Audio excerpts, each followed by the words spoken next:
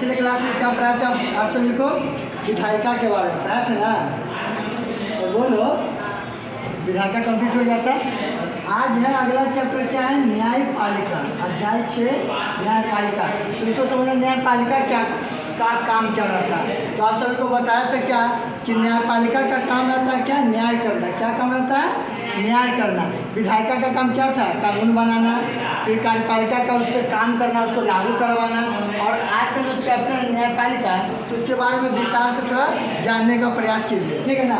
पहला पॉइंट क्या है? भारतीय संविधान में न्यायपालिका की व्यवस्था को अपनाया गया है। भारतीय संविधान में न्यायपालिका की व्यवस्था को अपनाया गया है, लागू किया गया है, समझ गए ना।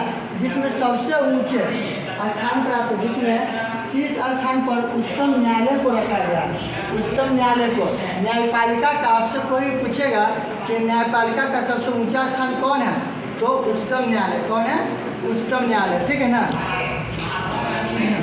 और उनके अधीन में उच्च न्यायालय को रखा गया, समझिए ना। सबसे ऊपर, भारत में सबसे ऊपर उच्चतम न्यायालय को रखा गया है। कोई भी घटना हो, किसी को न्याय चाहिए, तो सबसे पहले कहाँ पर पारित होता है? उच्चतम न्यायालय में, समझिए ना। उच्चतम न्यायालय से जो भी निष्कर्ष निकलता है, उसका जो भी हल होता है, सोल्यूशन होता है, सब कहाँ पर होता है? उच्चतम न्यायालय में होता है, ठीक है। और उच्चतम न्यायालय के अधीन में कौन आता है? उच्च न्यायालय। उच्च न्यायालय, हाई कोर्ट, हम सुनिए ना, हाई कोर्ट है उच्च न्यायालय। और उच्च न्यायालय के अधीन में बहुत सारे न्यायालय रहता है, समझिए ना। एक उच्च न्यायालय के अधीन में बहुत सारे न्यायालय की श्रेणियाँ रहता है, मतलब छोटा छोटा बहुत सारे न्यायालय मिलकर, और उन लोग से बड़ा न्यायालय को क्या कहा जाता है? उच्च न्यायालय कहा जाता है, ठीक है ना। नेक्स्ट पॉइंट क्या है? भारत के उच्चतम न्यायालय की स्थापना, देखिए भारत के उच्चतम न्यायालय की स्थापना कब हुआ था? 28 जनवरी 1950 को किया गया था। यानी भारत का जो सबसे बड़ा न्यायालय है, जहाँ का फैसला जो है सबको मानना ही पड़ता है, वो क्या है? उच्चतम न्यायालय, जिसकी स्थापना कब हुआ था? 28 जनवरी 1950 को। इतना आप लोग नोट कीजिए तो फिर आगे बढ़ेंगे, ठीक है ना। क्या हमने क्या पढ़ा? न्यायपालिका। न्यायपालिका किसे कहते हैं और न्यायपालिका अपना कार्य कैसे करते हैं। और अगला टॉपिक हमारा क्या है? न्यायपालिका। हमें स्वतंत्र न्यायपालिका क्यों चाहिए? देखिए, न्यायपालिका हो और न्यायपालिका स्वतंत्र नहीं रहेगा तो सभी लोगों के हित में काम हो पाएगा? नहीं हो पाएगा। इसलिए न्यायपालिका को क्या होना चाहिए? स्वतंत्र होना चाहिए। न्यायपालिका किसी एक के हित में ना होकर सभी के हित में क्या करेगा? काम करेगा, समझिए ना।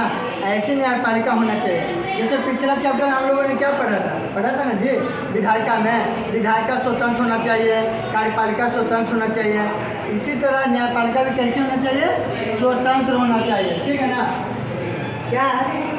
समाज में व्यक्तियों के समूहों और सरकार के बीच उठने वाले विवाद हो, देखिए व्यक्तियों और सरकार के बीच जो भी विवाद उठता है, उसका सॉल्यूशन कौन निकालता है? न्यायपालिका निकालता है। उसका हल कौन करता है? कानून के शासन के सिद्धांत के आधार पर होना चाहिए। देखिए, जो भी विवाद हो समाज में, लोगों के बीच जो भी विवाद उत्पन्न हो, जो भी लड़ाई झगड़ा मारपीट हो, वो क्या होना चाहिए? कानून के शासन के सिद्धांत के आधार पर होना चाहिए, समझिए ना। अब क्या है अगला टॉपिक देखिएगा? कानून का शासन।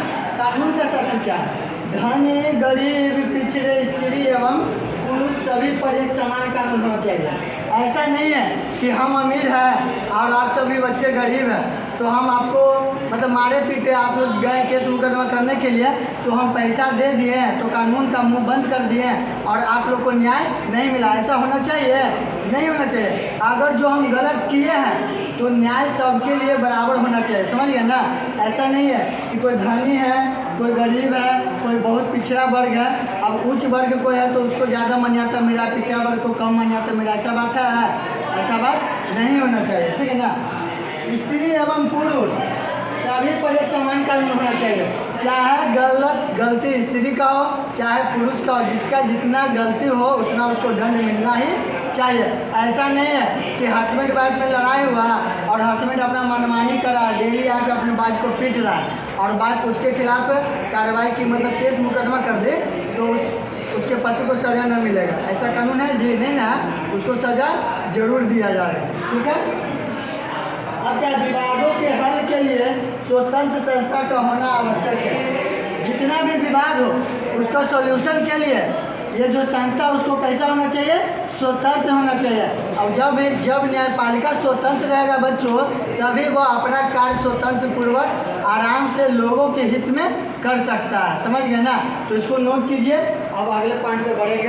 तो अब देखिए बच्चों, अगला पॉइंट क्या है। कानून की शासन की रक्षा करने के लिए न्यायपालिका का होना आवश्यक है। अब कानून का शासन होता है ना जी लोगों के प्रति, जो लोग गैर कानूनी धंधा करते हैं या कोई काम करते हैं या किसी से बिना काम के बिना बेवजह मारपीट कर लेते हैं, ठीक है ना, तो कानून उसको अपने अंडर में लेता है। तो कानून की रक्षा के लिए न्यायपालिका क्या करता है, न्यायपालिका को होना आवश्यक है। नहीं तो कानून जब बिकाऊ रहेगा, कानून बिकाऊ रहेगा तो किसी को न्याय मिल पाएगा जी? नहीं मिल पाएगा।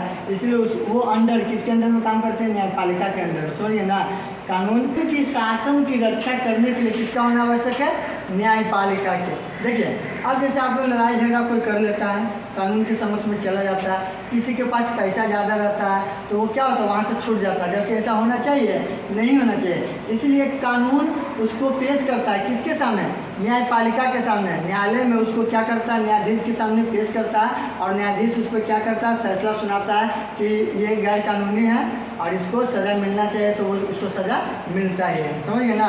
तो कानून की रक्षा कौन कर, इस दृष्टि से हम लोग कह सकते हैं कि न्यायपालिका जो है कानून की रक्षा करता है। समझिए ना, कानून की रक्षा के लिए न्यायपालिका को होना अति आवश्यक है। ठीक है, अगला पॉइंट क्या है, न्यायपालिका व्यक्ति के अधिकारों की रक्षा करती है।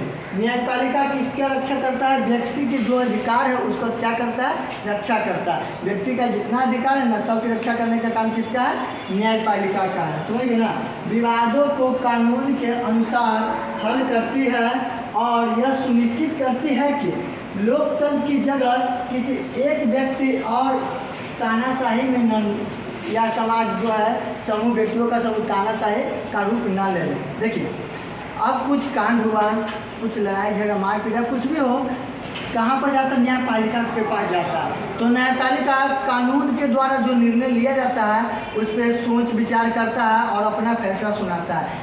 कोई एक हित में नहीं, न्यायपालिका ऐसा फैसला सुनाता है जिससे लोकतंत्र क्या हो, लोकतंत्र अपना जगह बरकरार रहे। ऐसा नहीं कि कोई एक व्यक्ति के पक्ष में फैसला सुना दिया, जैसे दो व्यक्तियों के बीच में विवाद है, कानून दोनों को न्यायपालिका के सामने पेश किया और न्यायपालिका ऐसा नहीं है कि एक का मुंह देखेगा तो कहेगा कि चलिए आप बढ़िया है और आपको सज़ा मिलना चाहिए। ऐसा होगा?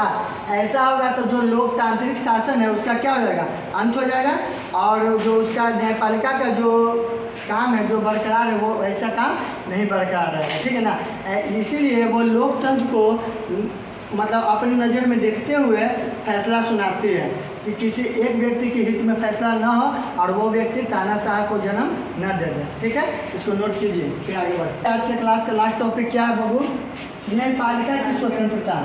न्यायपालिका की स्वतंत्रता बहुत ही, न्यायपालिका जब स्वतंत्र रहेगा तभी अपना काम किसी एक पक्ष में न होकर सभी के पक्षों में या सभी के हितों में करे, ताकि लोकतंत्र जो है लोकतंत्र कायम रह सके। समझ गए ना?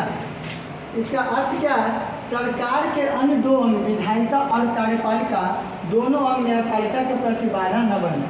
ठीक है ना, सरकार के तीन अंग होते हैं ना जी, विधायिका जो कानून बनाते हैं और कार्यपालिका जो कानून बनता तो है उस पर कार्य करते हैं। ठीक है, और थर्ड क्या था, न्यायपालिका।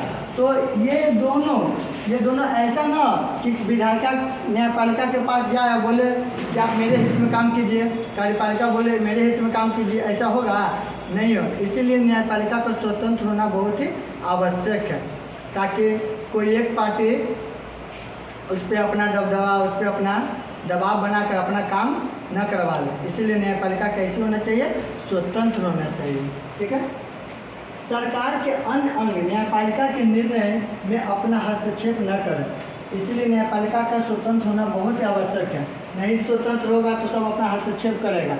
विधायिका कहेगा न्यायपालिका को कि मेरे अनुसार से चलिए और कार्यपालिका कहेगा कि मेरे अनुसार से चलिए, तो ये तो लोकतंत्र का बात हुआ जी नहीं ना। लोकतंत्र में क्या होता है कि सभी जनता के हित में काम होना चाहिए, किसी एक पार्टी के हित में ना होकर सभी लोग सभी व्यक्तियों के पक्ष में काम होना चाहिए। ठीक है, न्यायाधीश बिना भेदभाव या बिना किसी दबाव के अपना कार्य कर सके। इसलिए न्यायपालिका स्वतंत्र होती है। जो न्यायाधीश होते हैं बिना किसी भेदभाव के अपना कार्य ईमानदारी पूर्वक कर सकें, जिससे सभी का भला हो। ठीक है, तो आज की क्लास में इतना ही है। सबको नोट कर लीजिए अच्छे से, फिर मिलते हैं नेक्स्ट क्लास में। ठीक है।